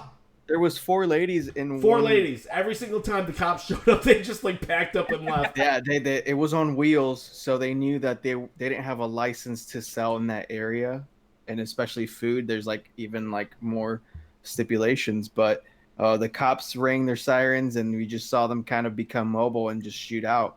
But they had their little system down, cash only. They actually did cash only or the Zelle app. No, it wasn't Zelle. It was Venmo or something like that. I was downloading Venmo too. I was like, I gotta get this. I'm downloading it, and then the cops showed up. I'm like, no, stay. I was like, because I had $5 cash, and I was like, Ken, I'll just give this to you. You can get the hot dog. He's like, we'll split it, man. We have to both eat. And I was like, man, I've had this several times. It's not life changing for me anymore. It can be for you. And then we went inside. We came back out, and they were gone. Yeah, it was your fault. But oh god, yeah. But they had everything down. The grilled onions were like, can I just make your mouth water, Ken? Is that cool? It's already watered. You might add insult to injury here. But they had the grilled onions and some grilled veggies and peppers, and they had the bacon wrapped hot dogs, and the buns were toasted too. So it's just. I mean, bacon wrapped hot dogs, dude. I wouldn't mind some teriyaki onions. I wouldn't mind just some bacon fried wrapped hot dogs. teriyaki onions. I wonder how many days I could eat bacon wrapped hot dogs for. Probably all of them. Like every single one of them. Ken, you're gonna die. We all die sometime, but do any of us truly live? Okay, remember you said for us that we have to auction off your entire Zelda collection if that happens. So he's up. Right. Okay, so speaking of which, first off, Chris Carrillo. I'm trying to get it right. Carrillo? Yep. Carrillo. Chris Carrillo is saying thanks, Rat Boy Devin, for the tip on Troopers XL for the Switch. So he's thanking you for that. If you guys don't know, Rat Boy, the guy who was showing us a bunch of his gotchas for the convention today, he has his own channel now. So if you guys are so inclined, go check him out. What do you do, Rat Boy? You do kind of toys, right? Yeah, I'm right now. I've just been doing a lot of just pickups and giving tips on hunting and things like that. I'm still just building up ideas right now. Like how to shoot a deer or a toy hunting, I should say. Toy hunting. Okay. Tips on toy hunting, sales that I noticed, stuff like that. Like the thing that I noticed recently, this applies here. The Yarn Yoshi amiibos. For some reason, the green ones are $12.99 at GameStop instead of doing the $16.99 like they normally all used to be. Oh, interesting. I'm not really sure why, but the pink and the blue are still $16. Okay, so if you need to, go to GameStop for the green Yoshi. Did you see your message on Facebook about the Guinness World Record for Zelda collection? I have not seen my message, so I'll check it out after the chat, Chris. Thanks for letting me know. Sometimes I check the Facebook more. Bandana Gamer, why don't you plug your channel while you're at it? Yeah, so doing just a kind of basic video game channel. I'll do some unboxings. I kind of do a lot of retro stuff. I think today I just posted a pickups video. I was really happy because I picked up Chrono Trigger and Suikoden 2 recently. Nice. So I was really pleased to have those. And yeah, just doing some playthroughs, get first impressions. I've been doing a lot of Marvel games since Avengers Endgame came out, and just giving first impressions and kind Dude, of some Suikoden reviews. 2, is that what you Oh, said? and yeah. Oh, dude, that is, that's not like a fast game, man. You're doing you're in the trenches, man, like playing a JRPG that's like what, more than 100 hours? Yeah. So Good. Hey, man, kudos to you. I love that stuff. Yeah. I just did a review of the Hori mini fighting stick. I just watched that video of yours. And I want to say Ken gave me the advice of trying it with Smash Brothers. There's no analog stick, and there was like 5 minutes. I shot 5 minutes of me trying to figure out why Morrow kept tossing his hat every time I hit the move button. And then it finally occurred to me, like, there's no way to map movement onto the actual stick. No. So I put that for a bloopers reel. Nice. Hey, man. I know you want to be humble and everything, but you're not a basic YouTube channel. You might be a small YouTube channel, but you're not basic. Not everybody's willing to put themselves out there, and it's a long, tough road. I'm awesome at everything I do. Yes, there you go. Have that attitude, man. You are awesome. Sorry if you guys can hear it. There's kind of fireworks going off. I thought it was gunshots. That's No, okay. it's fireworks. Everyone thought I was farting thunder at earlier, first. so Well, yeah, because William lives in the middle of the ghetto. ghetto Did you fabulous. see him just cock a gun real quick? Like, come on, guys, I'll be right back. Well, Yeah, it's like, give me a minute. Shut up! Gotta go Shut handle up! Oh my god. Love that. Oh man, what was I going to say? I had something I wanted to say, but now I have no idea what it was, and it was something to do with the chat. Oh man, we only got a half an hour left. This one went by Yes. pretty quick. When Devin and William show up late, it just flies by, guys. Hey, I was out being your hype man today. Yeah, man. you be my hype man, dude. You can hype. What else? What was so special about that Tiny Troopers, by the way? Well, it was a 5,000 copy print run that only got to Walmart, and each Walmart only seemed to get like 2 or 3 copies. Oh, okay. So Roughly. that'll probably. I bet I've seen a lot of people on Facebook groups kind of complaining about it. I bet that game though will go up in price in probably the next 6 or 7 months. But right now it's like everybody's kind of just like bitter that they don't have a Walmart near them. Yeah, I mean, it wasn't really that hard for me to find. Dude, I just have to say, my mom texted me a picture of me at 5 years old playing, I know it's Nintendo Channel, but I'm playing Sega. Oh, never mind. And I'm playing I'm playing the classic Jurassic Park game. Oh, You guys ever play let's that? see. Hey, So I'll put it here. Steve's got it around. See I Steve. just broken my arm, right? You got broken arm. Tiny David. I'm bedridden, so I'm playing Jurassic Park, man. Look at that. Nice. There is another one floating out there in the internet where it's I'm playing N64 and I've got my controller, so I've been OG. I gotta be a dad here. I'm kind of glad actually when I see stuff like that, because it's a 5-year-old and I'm wondering is 5 too young for video games?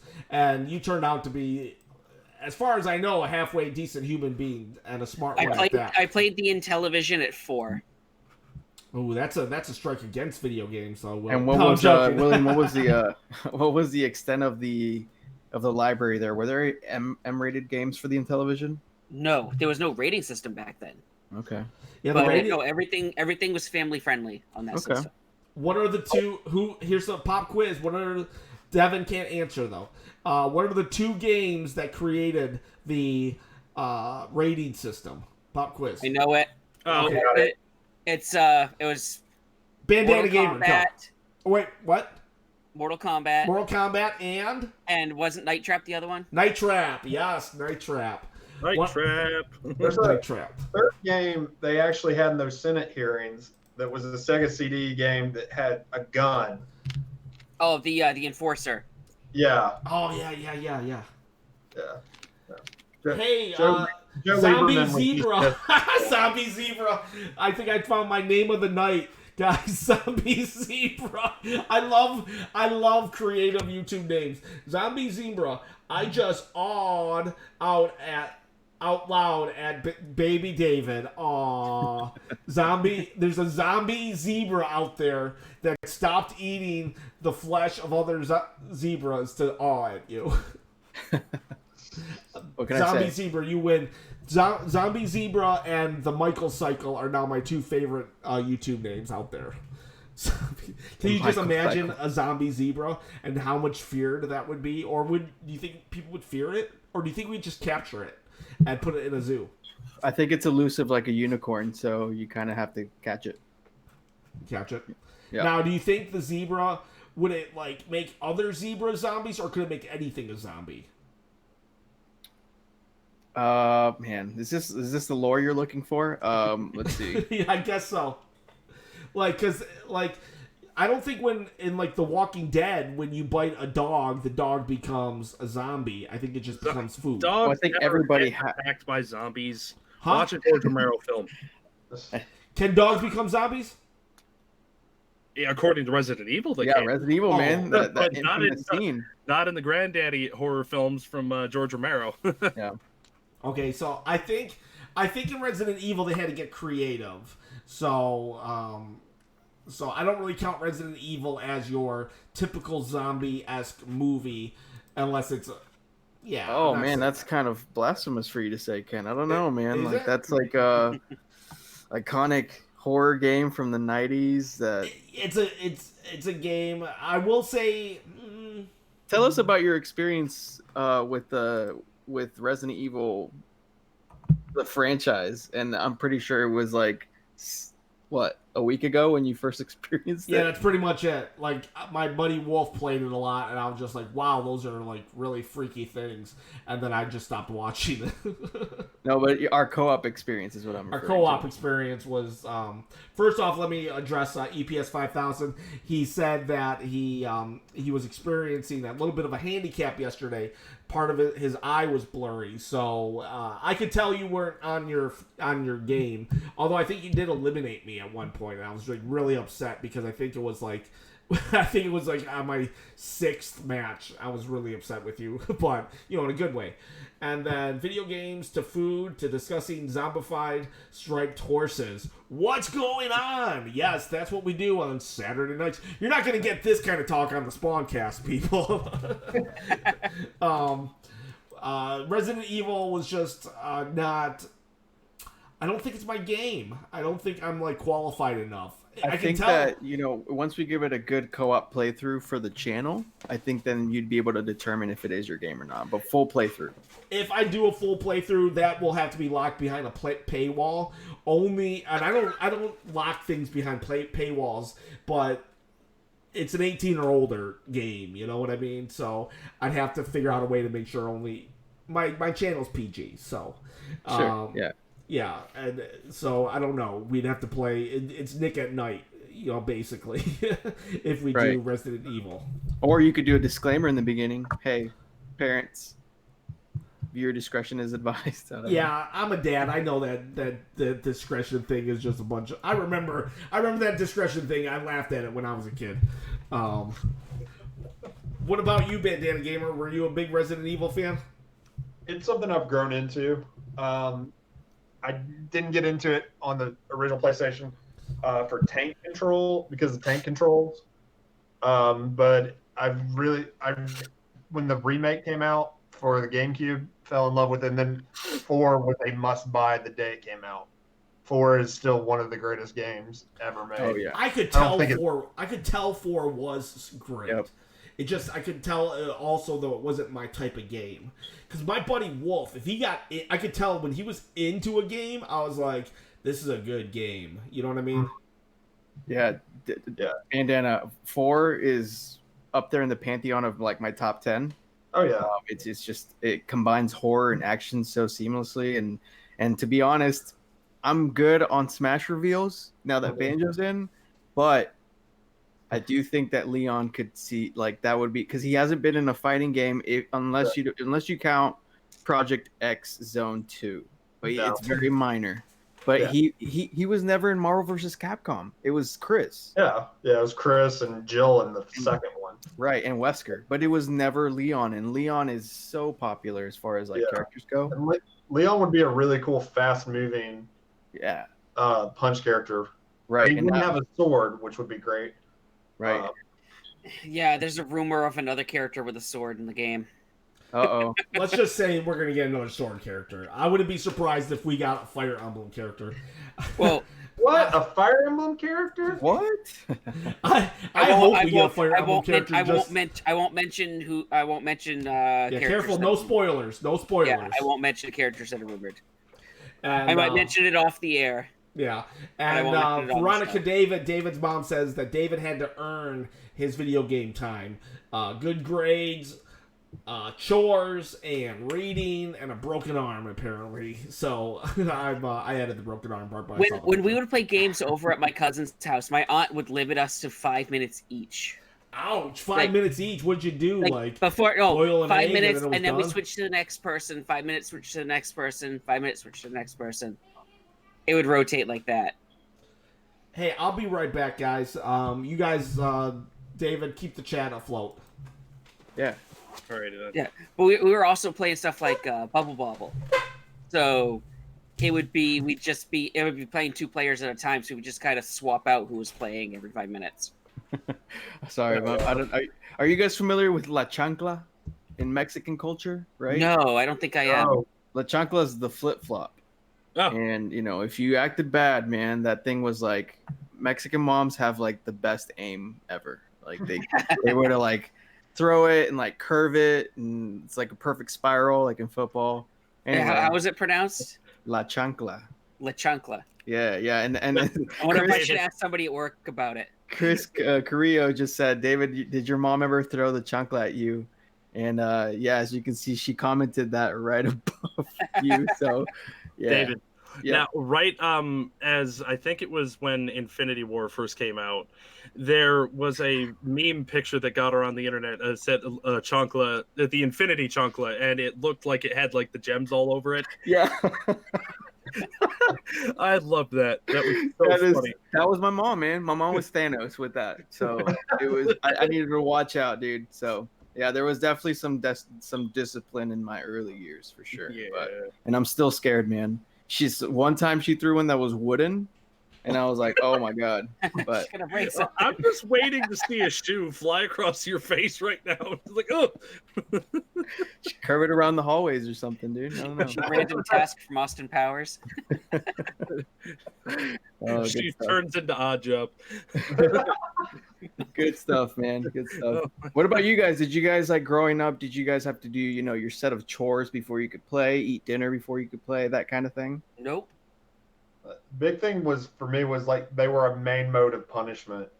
Like I went through some issues in high school of just not wanting to go and locking down.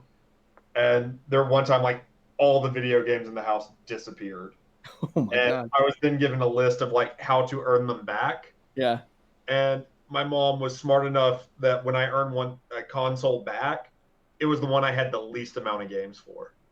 So I got like my Nintendo 64. I think I had like 64 and PlayStation 2 at that point. Mm-hmm. And yeah, the 64 was back weeks before, and I think I only had like 3 games. Oh, dude, that was very calculated then. That was there was a system set in place. I've had like friends that would tell me that. I mean, they had it pretty bad. Like the dad or mom would just cut the cord, the power cord, and no, thank you. yeah, that was rough. But Yeah, I think my mom, like, as the primary breadwinner, understood the money that had gone into that. yeah, true. No, that's I think I got it down to a system where it was I would get home, do chores, homework, eat dinner, and then get like 30 minutes at the most sometimes. But and then every 6 weeks report card, if I got all A's, I would get a brand new game. Or if there was a B in there, then it would just be like a game rental. So it was definitely it was very systematic as well. But it definitely made me appreciate what I have here. It's like as collectors, we get our hands on something really shiny. We're just like, all right, I'm gonna protect you with my life, essentially. I kind of knew better. Like I knew to get the stuff I needed to get done before I could play games. Yeah, true. What are we talking about? We're talking about discipline growing up and games in tandem. So like, did you have to do like a certain set of things to grant the ability to play games, or did you just play games, Ken? I just played games. My parents didn't really like. I was pretty much a good kid, so like I didn't really. Yeah, that's how I was too. You ever get grounded or anything, or? I mean, yeah, I got grounded. Oh, I did. You know, I don't really think I ever got like the system taken away. I got grounded for other ways. I didn't really get grounded either. I just got stern talking tos and stuff like that. You know. Yeah. So I was grounded for a month. I was grounded for a year one time, but I think it was just my dad was like, "You're grounded for a year," and I was like, "Oh my god, that's like 12 months, dude. It's a long time." But it never like the next week it was back to normal. So. No, it wasn't for me that month. Ooh, It's rough. he still remembers. You okay, man? PTSD or? It was both my brother and I, and it was for a situation that happened outside of. It was with a couple friends, and we no longer talk to those friends anymore. I'm not going to discuss what happened here. Oh, jeez. Sounds like the month was earned. That's fine, man. No worries. Yes and no. The friends did something, and it got me in trouble because I was involved in a way. Associated. But I wasn't directly involved with what happened. It's the Mexican boomerang. That's what Veronica David is saying. You kind of missed the whole chancla thing, man. Yeah, I guess I'm coming in at the tail end. Chris Carrillo, man, the Infinity Chancla. It's like discipline, William, flashbacks. So let's switch gears. Let's go back to E3 because we got about 20 minutes left. Well, first off, has anyone played Cadence of Hyrule? Anyone? Yes, I have.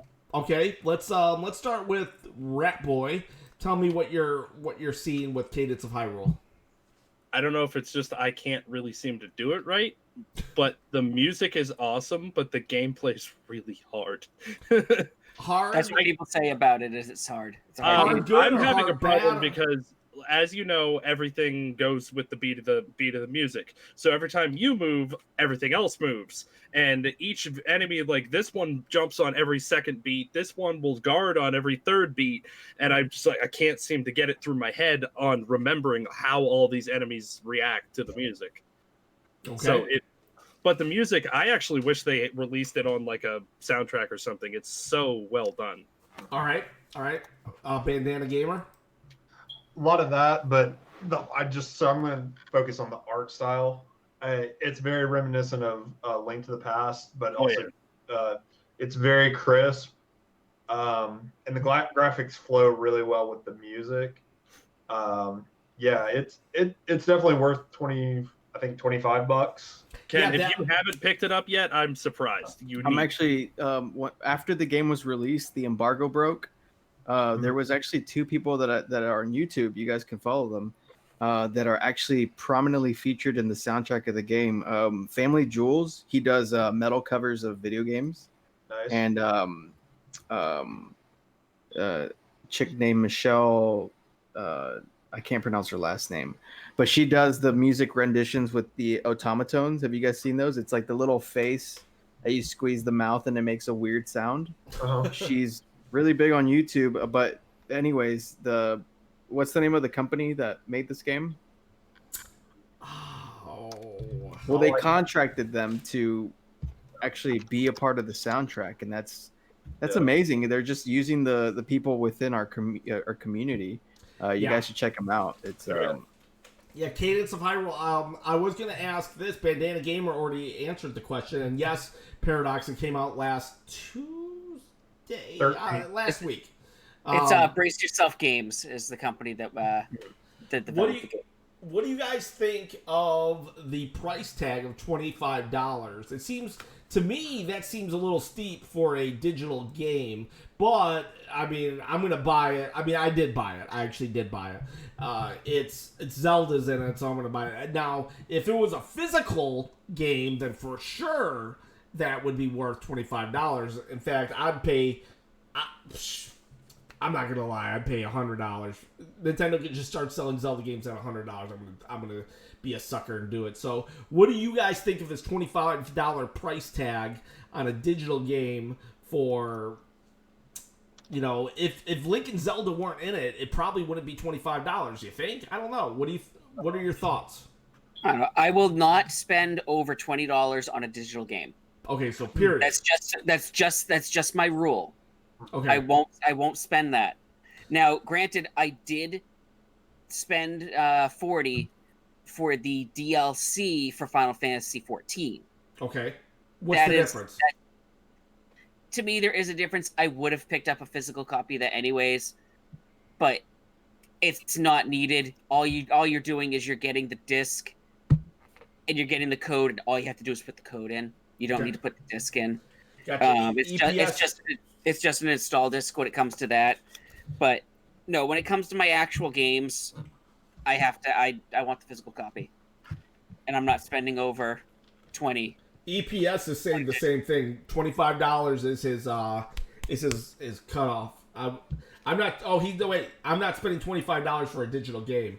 And hey, Ken, you were saying the other day that PlayAsia will have Link's Awakening for Steelbooks for Switch. Never heard of PlayAsia. PlayAsia, I believe it's .com, but it might be .org. I don't know. PlayAsia. It's play-asia.com. That is a legit company, so don't feel like they are legit. If you want, send me a link, and I can tell you if you got the right PlayAsia, but I've ordered from them. They're straight up 100% legit.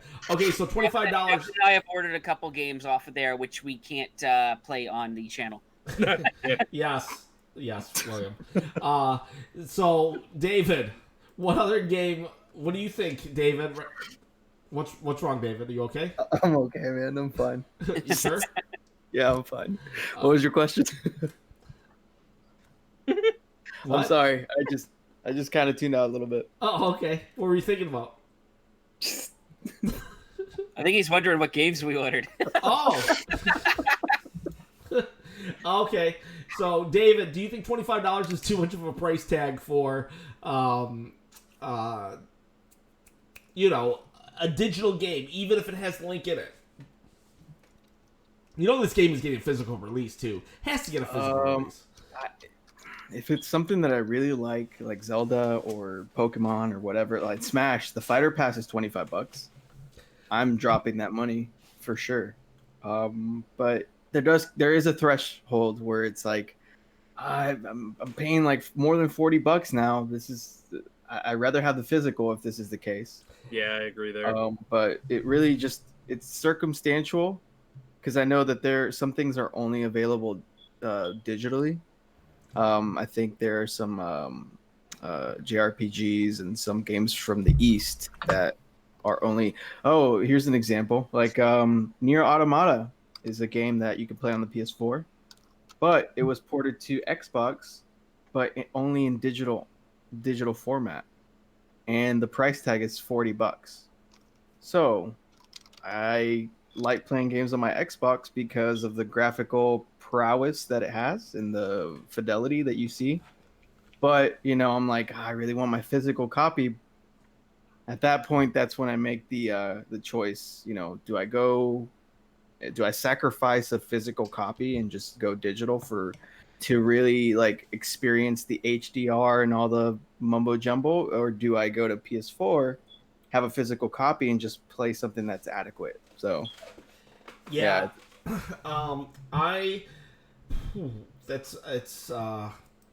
For me, if it's $30,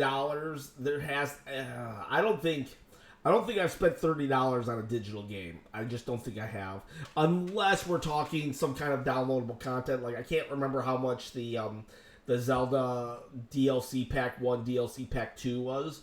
I did that. If it's a Zelda game, I'm gonna do it. All right. So whatever it is, let's just say it could be a 6-minute Zelda game for $60. I'm gonna do it. I'm that big of an idiot.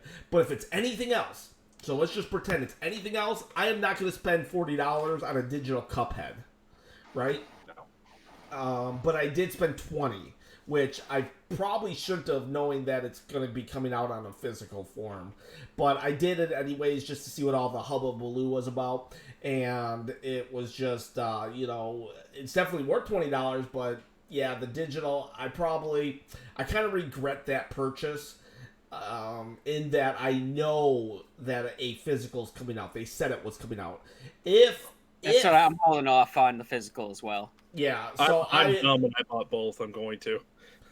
So I'm glad I held off for Golf Story, and I'm glad I did try to hold off for Stardew Valley, but I was unable to because they only released the physical in like Australia and Japan.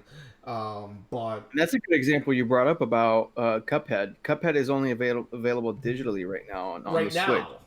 And But there is a physical slated to be released, and also it might be released in tandem with the DLC version on the Xbox. Devin, I'm sure you're familiar with that one, where it has the new character, Miss Chalice. Miss Chalice, yeah.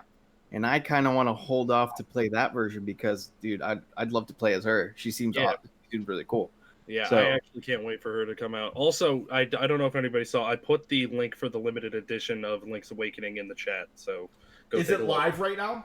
It just says soon on Okay. the Play Asia. If it was live, do you think I would have took that so calmly? Yeah, if it was live right now, I'd be like, EPS 5000 is asking for me to put a tweet in the chat. I don't have access to my Twitter right now, so if you want to say what it was, I'll shout it out. But I can't. I don't have access to Twitter right now. When I stream like this, it's totally different beast. What's your deal breaker price tag for digital, Bandana? 30. 30, or one of the things that digital has opened up so many indie developers to the scene.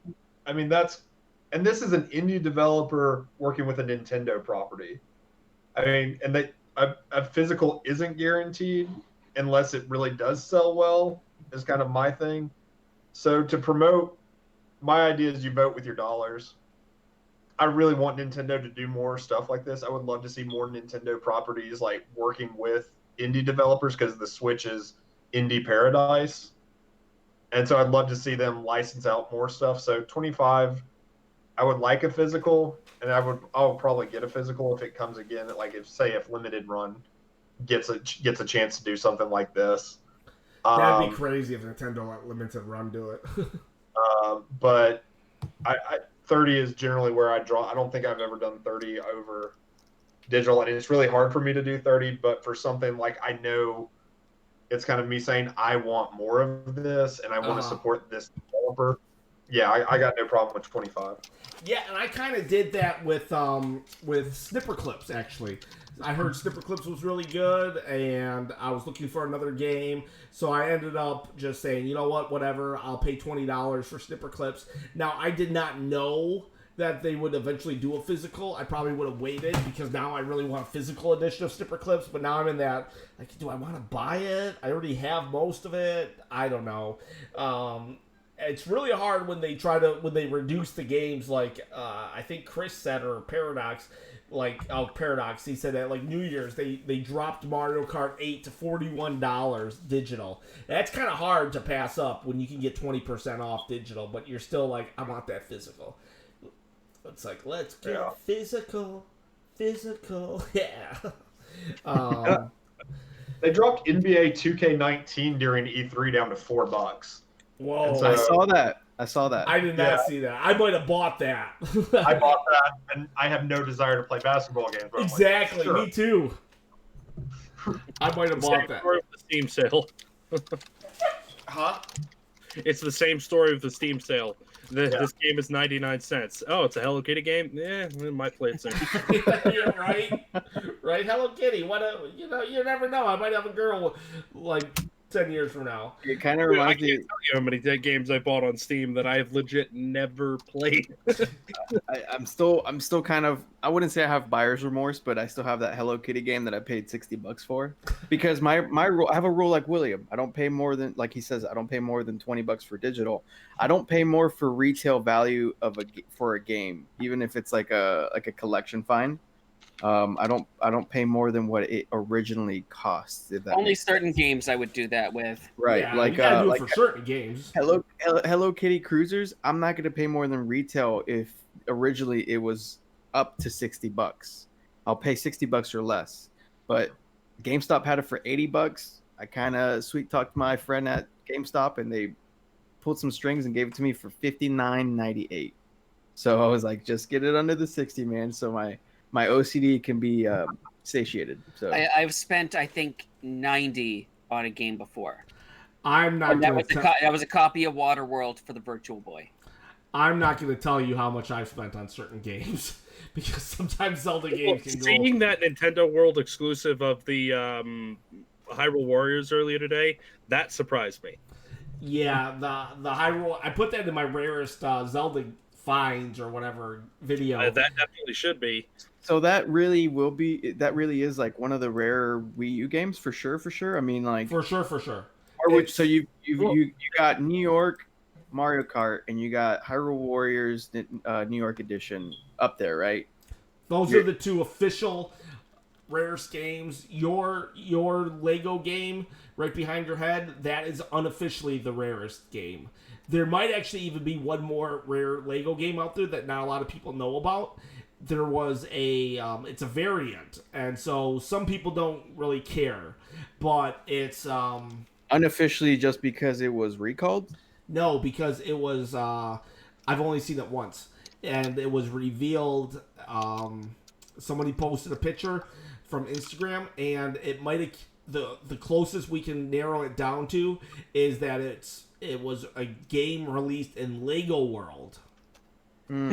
And it has a sticker and some kind of instruction book linked to it. No, I mean this Lego Jurassic World. Oh, that is Unofficial because it was recalled. unofficially because nobody knows about it.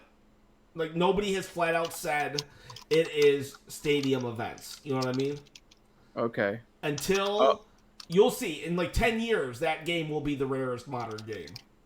Okay, so based on like the Wii U group, essentially, like what people have been saying, like whether it's a holy grail or not, is that what you're kind of? The Wii U group for sure knows it's a holy grail. I am personally saying, with all of my knowledge and back history of video games, that right there is going to be the rarest modern game.